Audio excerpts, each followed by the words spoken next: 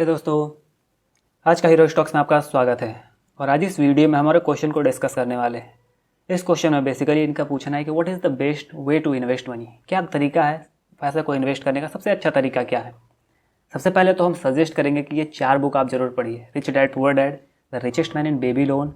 तीसरा 100 question and answer on mutual fund and SIP and influence. ऐसा नहीं कि हम बुक रिकमेंडेशन कर रहे हैं या हम गलती से अगर मान लेते हैं कि हम डिस्क्रिप्शन में इन चारों बुक का लिंक दे देते हैं, तो ऐसा नहीं है कि हम इस बुक को बेचना चाह रहे हैं। मेरा कोई इंटेंशन नहीं है। बेसिक कहने का मतलब है कि जब तक आपके पास नॉलेज नहीं होगा, आप कितना भी इन्वेस्ट कर लीजिए, आप कितना भी पैसा रख लीजिए, आप पैसा कभी नहीं बना सकते जब तक कि आपके पास नॉलेज नहीं होगा। सिंपल सा बात है कि हम लोग 15 से 16 साल पढ़ते हैं, तब जाके हमको नौकरी लगता है या हम बिजनेस स्टार्ट करने के लायक होते हैं। उसके बाद जो पैसा कमाते हैं उसको इन्वेस्ट करने के लिए हम एक बुक भी नहीं पढ़ते हैं, जो कि बहुत ख़राब बात है। तो सबसे बेस्ट वे हम यही बोलेंगे कि सबसे पहले वो 4 बुक पढ़िए। ज़्यादा नहीं, 1000 रुपये का होगा, आपको आराम से 1000 रुपये में बढ़िया नॉलेज मिल जाएगा। अब बात करते हैं कि बेस्ट वे क्या है। तो अब जब आप वो बुक पढ़ लीजिएगा तो आपको अपनी खुद ब खुद बहुत सारा नॉलेज हो जाएगा। फिर भी हम यहाँ बता दें कि सबसे बेस्ट वे तो यही होगा कि सबसे पहले आप अपना इमरजेंसी फ़ंड क्रिएट कीजिए। इमरजेंसी फ़ंड वो फंड होता है जब मान लेते हैं कि आपका नौकरी छूट जाए या कोई ऐसा कंडीशन हो जाए, जैसे मेडिकल कंडीशन हो जाए, उस सब के लिए आप अलग से कुछ फंड को एक्स्ट्रा रख लीजिए। फिर अगर आप कॉम्पिटेबल हैं तो आप रियल इस्टेट में जा सकते हैं। अगर आपको पसंद आता है स्टॉक मार्केट तो आप स्टॉक मार्केट में आ सकते हैं।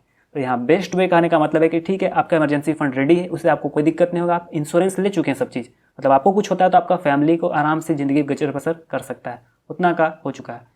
अब बात करते हैं आपके पास पैसा है। अब आप चाहें तो रियल इस्टेट में जा सकते हैं।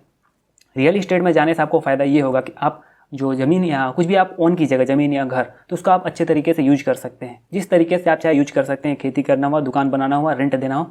तो अगर बहुत कोई इंसान होते हैं जो इस तरीके से अपने पैसे को इन्वेस्ट करना चाहते हैं, तो ये भी एक अच्छा तरीका है।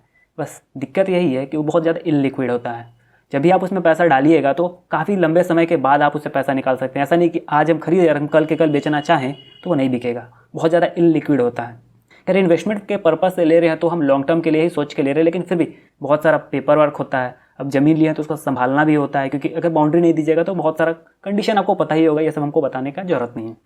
तो बेस्ट भाई यही है कि अगर आप कंफर्टेबल है रियल इस्टेट और लैंड खरीदने में तो वहाँ जाकर इन्वेस्ट कीजिए। अगर आप चाहते हैं स्टॉक मार्केट में आना और कुछ सीखना नहीं चाहते, फिर भी इन्वेस्टमेंट करना चाहते हैं स्टॉक मार्केट में, तो बेटर होगा कि आप ETF खरीदिए, मेजर इंडेक्स का, सेंसेक्स का, निफ्टी का।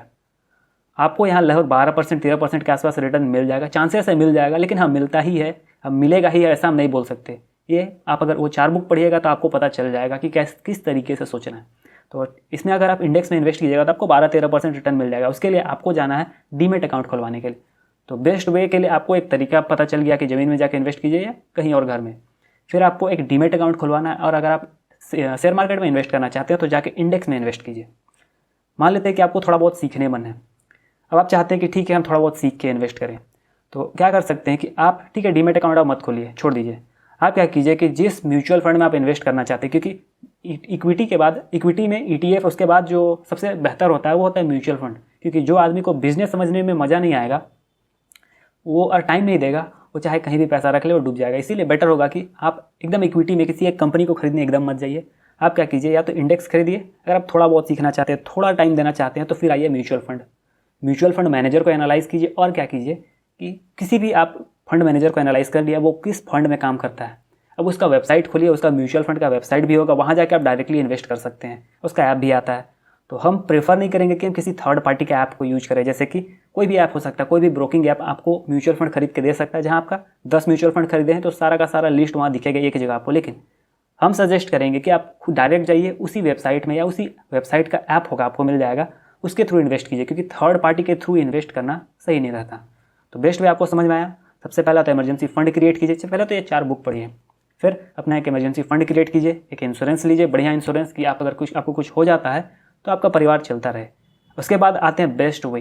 इमरजेंसी फंड क्रिएट किए, इंश्योरेंस हो गया। अब लैंड अगर आपको पसंद आता है तो आप लैंड में इन्वेस्ट कर सकते हैं, और थोड़ा पैसा अगर आप चाहें तो स्टॉक मार्केट में इन्वेस्ट कर सकते हैं। अगर आपको कुछ नहीं सीखना है तो आप इंडेक्स में जाइए, ETF।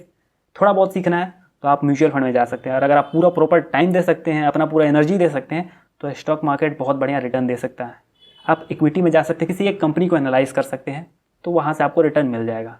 होप आपको क्लियर हो गया होगा सारा पॉइंट। अगर कोई चीज़ क्लियर नहीं हुआ है तो मैं चाहूँगा कि आप कमेंट करें, मैं उससे फिर से रिप्लाई करूँगा, उसका आंसर मैं देने का कोशिश करूँगा। और हाँ दोस्तों, एक चीज़ जो मुझे लगता है कि बताना चाहिए कि मैंने एक कोर्स क्रिएट किया है। उसका लिंक मैं डिस्क्रिप्शन में दे दूंगा, आप वहाँ जाकर उस कोर्स को करके और भी बहुत सारा चीज़ जो होता है इन्वेस्टिंग रिलेटेड वो सीख सकते हैं। एक्चुअली ये मेरा साइकोलॉजी है, मैं किस तरीके से सोचता हूँ। तो अगर आप चाहते हैं कि मेरा साइकोलॉजी को समझना, तो मेरा सजेशन रहेगा कि आप उस कोर्स को करें। और मेरे वीडियो में आखिर तक बने रहने के लिए धन्यवाद दोस्तों।